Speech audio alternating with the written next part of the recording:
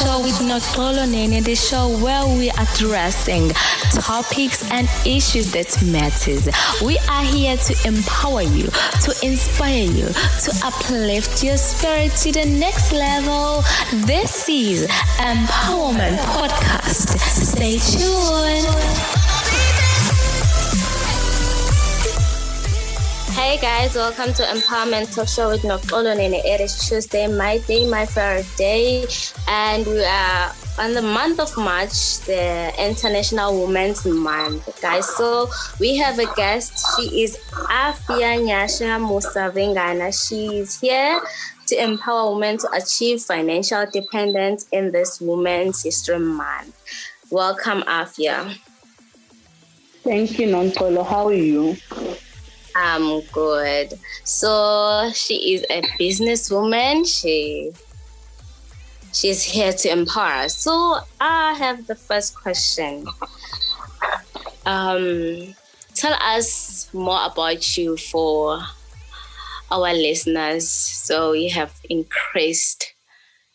So many listeners are here to listen to you, and you need to tell us about you, what you have achieved in so many things, just to encourage us first.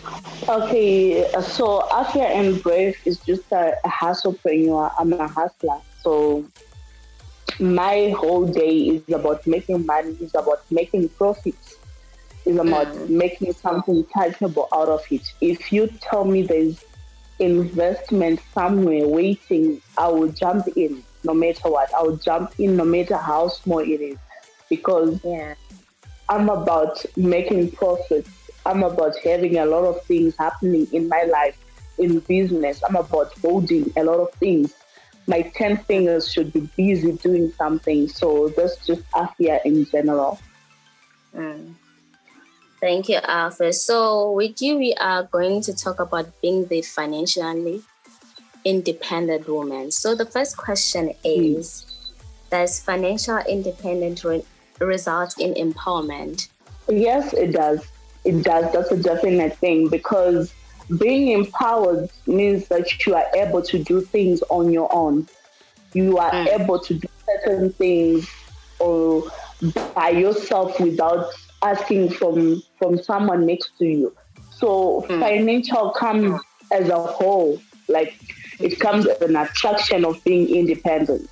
You can have a house, you can have a car, but if there are no finances, if you don't have any money in your pocket, then they are useless, because you need money to drive a car. You need to buy fuel.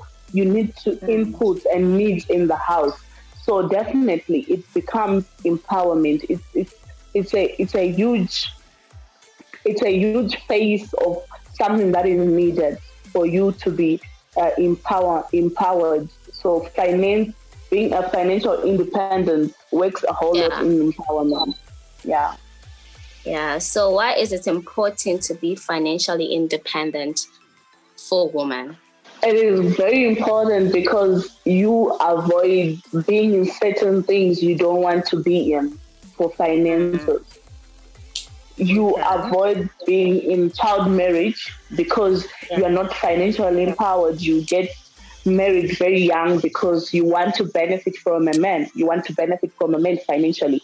You avoid being involved with drug traffickers, human trafficking, all those whole lot of bad things that happens in drugs or drink and driving or alcohol, because you want to make your blesser or somebody blessing you financially happy.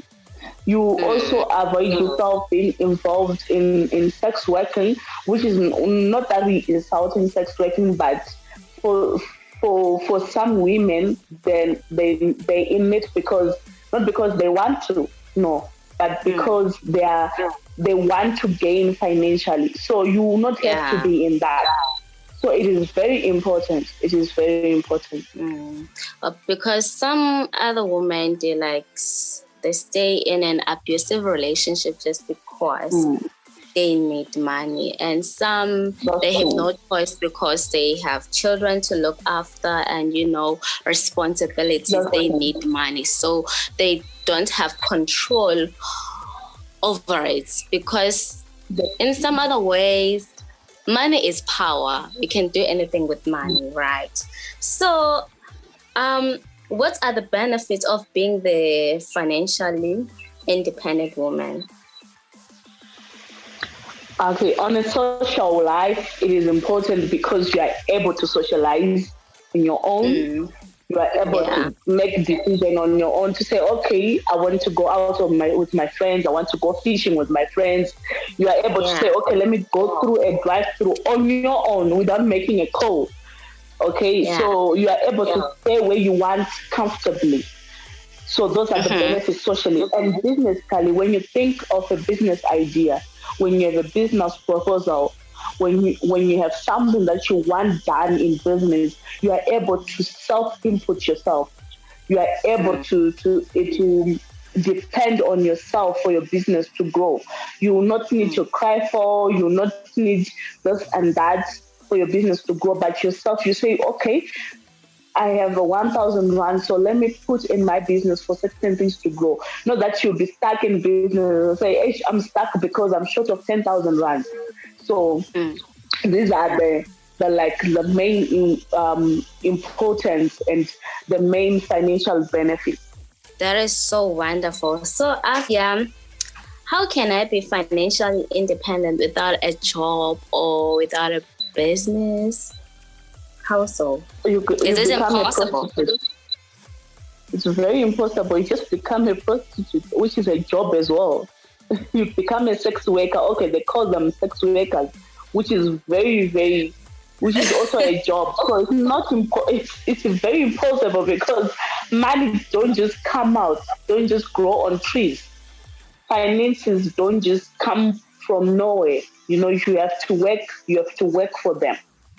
Even if you have a blesser, you have to meet that blesser halfway for you to have that money, for you to have those finances.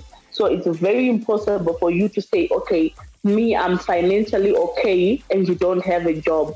Never, never. It's not important. Even if you're a businesswoman, it is a job. Being a businesswoman, it is work on its own. It is a job. So you need something doing. You need something going for you to be a financial independent woman. Wow, Apphia, thank you very much. This was so hilarious, by the way. So talk about that. Last week I was talking about leaving your comfort zone. So this is like, it's a thing that you have to do as women to wake up, be fearless, get up, do something new. Because you cannot be financially independent when you are doing nothing. You have to have a goal, right?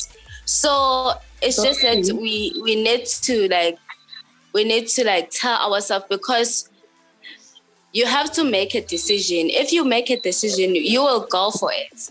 If you don't make a decision, nobody will push you to do something. We may talk about this topic, but it takes a human, it takes a person to make that decision. If you want to sit there being controlled by a man, ask a man to do something for you, ask for money, just because you are lazy, just because you are fearful of what's is out there, because we have to experience many challenges. Some of us are afraid of being exposed to so many things, and some of us are afraid of being neglected, of being rejected. We are afraid of failing, which is very important to learn from failure. So that is so amazing. I found out there are 5 things that financial independent women do. So do you know those 5 things, Apphia? Because I know you are one. Wake me up. So the first one is they know where every cent goes. So do you know? Do you know where everything goes? like your money goals? Yeah. No. No. You don't know? No. No. They say they know every cent. No, it's not possible. It's not possible. Sometimes, like, you leave the house with 5,000 rands, and then you go round and round and round. Yes, you keep receipts, you keep this and that, and then you come back and you have 20 rands, and you're like, okay, what just happened? You know, so it means sometimes you don't know. That's why you need to hire people like bookkeepers, secretariat, admin. Those people will assist you to keep track of your money so you will not spend much. Yeah. Yes. So what you're saying, you don't know. Sometimes, not every time, because when you like go out, you know, but then you are tempted, you know, those temptations. We like the things as women. So the second thing is that they understand the importance of planning for retirement. Well, okay, I just know by 35, I want to have enough money that will cater for me and my kids, because I know already the number of things that I want. And I want by 35. If it's not possible because of COVID and all this stuff that comes in life by 40, I want to have enough financial security to cater for me and my children. So at least I will need income there and there, but not much. Not much. Yeah. That's my plan. But what will happen after retirement, I have not planned for that. But I only have a goal to say, okay, at this age, I want to have enough resources. I want to have enough properties to cater for me and my children. At least let my children get to 18, 19, 20, where they are able to be self-independent. When they start to do something for themselves, then I'm done. I'm okay. And I have a comfortable life, then I'm okay. Yes, like a queen. Yeah. So the third one is that they set measurable goals. Okay. That is the third one. So the fourth one is that they are not afraid to invest. It is you. You are not afraid to invest. Yeah. That is you. At least you are here. Yeah. You should not be. You should not be at all. So what are the benefits of not being afraid to invest? When you want to be a business person, you should not include fear. You should not even include fear, because you know that you are investing to benefit or to lose. That's a definite. That you win or you lose. So you just need to gauge to say, okay, if I invest, I have 60 to 70% chances. You need to have your gauge of chances of winning. Then you go for it. But if you see that the chances of losing are higher, then that's when you can just leave it. But if you see that you can win every business, sometimes you lose, and as an investor, that's bound to happen. Investors, they lose millions. They go on their feet, like they sit down to say, okay, I'm broke, I'm done. But they try again. That's the good thing about investment, because when you win big. When you lose, you also lose. The bigger the risk, the good the money, or the better the money, or the more money you get. So, you must not be afraid at all to invest. You must not be afraid to learn new things or to venture into new businesses. But some business people, they can say, maybe I want to focus on transport. If it's not transport, don't involve me. But sometimes transport is not doing well. So then you tend to change your step to say, okay, maybe I can get into something else. You see, because business is not always good. Business is not always good. They are programs for everything. That is so amazing. Thank you very much. For the last one, it's so funny. They say they fake it when they can't make it. Do you fake it? No. Where do you get the time as a business person? You know, that one is not for true business people. Yeah, it's not for true women who really, really want to make it.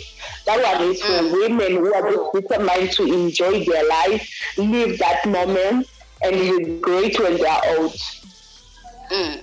That is a statement of those women who just want to enjoy that moment, drink that moment, eat that moment, sleep that moment, and when they are old, for that moment, they just regret. If you're a businesswoman, if you see that, you know what, I'm not there yet. I'm not where I want to be. My mindset, my emotions, everything is not okay. Like me right now, I'm just at the plot. You close yourself, you start working, you work on your things, you review where you're going wrong, you review what you're not doing right, you review your connections, the people you are connected to, how you are spending. Then you come out of the closet, changed, bigger and better. Then you live a real life. Me, I would say work and live it.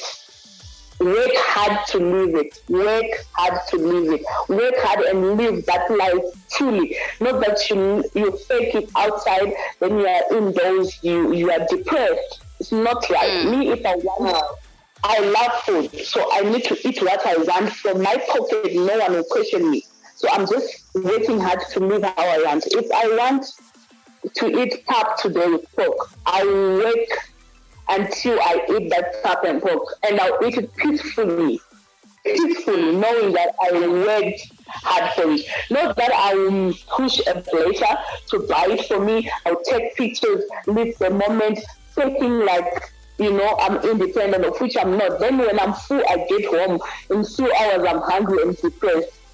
I'm not going to be part of those. I'm not going to be part of those. And I encourage women not to be part of those. In this month of March, women should put themselves on a scale. You know where you weigh your weight. Put your availability there. Put your life there. Put your resources there to say, okay, this is me. This is Apphia, this is Noxolo. This is what I weigh on my own without anybody. So what should I do to weigh bigger? But if you want to weigh bigger, if you want to lose, what is it I should do to lose negativity, to lose things that are avoiding me from growing? This is what I challenge the women this month to do. Because if you have one dress, wear that dress different ways and post it. I have my red jacket I love. If you go on my social media platform, I have this one red, it was the most expensive jacket I ever bought. I never buy expensive clothes. So I love it so much. So I always wear it in my meetings and everywhere. So one time, one person asked me, do you have only this jacket because I have jackets to give? I said, no, darling. This is where I feel comfortable. This is where I feel it's me, Apphia. So I'm not going to say to myself, I'm not going to post this jacket because people, they know it on my Facebook or they know it on my social media and expect a life that is not me. This is me, accept it as it is. Yeah. Because I'm building resources. That is so nice. You remind me of me, actually. The first time when I decided to go to church, and I had only one skirt, the jean skirt. So I had to change the t-shirts every Sunday. And when I look at my wardrobe, I say, wow, God, you are so amazing. And then I had only one pair of shoes. So when I look at my shoes, I say, wow, God, so you get to appreciate those things that you have because you didn't fake things, You get the time whereby you say, thank you, Lord, I'm grateful for this. I'm grateful that I have this. So that's why I always encourage people of being positive, and I always encourage people of being true to themselves, because when you are being grateful, you are compelling God to bless you more. Thank you, Apphia. Thank you very much. So, tell us about your social media platform so that our listeners can follow you. How can you reach you? So you can send me a friend request on Facebook at Apphia Nyasha Musavengana, or you can find me on Instagram at Apphia_Queen_Boss, Apphia Queen Boss. Or you can email me at aphianya with a @ @gmail.com. Are there any last words that you want to say to our listeners?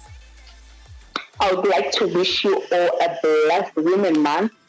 Enjoy it to the fullest. You deserve it. You women are amazing. Just being a woman itself is a challenge. It's a life challenge, and every day it's challenging, and I know each and every one of you is doing their best. Keep doing that best you're doing. Don't lose focus. Don't be forced to do it another way. Don't be forced to turn around. Our destinies are different, and live your own destiny to the fullest with no regret, because today will never come back again. Thank you very much. I don't have to say anything. You've said it all. Thank you for making the time for me and my listeners. Thank you very much. You're so very important. I'm grateful that I have you in my life, and your posters really encourages me to start a new business. I'm being tempted and I'm going there, but you post me. You're just making me to say, well, it's not all you're going to do. These are the challenges that I'm facing, but thank you very much. We are done with Apphia. So guys, please don't forget to follow us on our social media platform. On Facebook page, it is Empowerment Podcast, and on Instagram, Empowerment Podcast. We're also on TikTok, it is Empowerment Podcast. On YouTube, don't forget to subscribe. It is Empowerment Podcast. For you to comment on our WhatsApp number, it is 065 615 6641, 065 615 6641. Bye, we are done.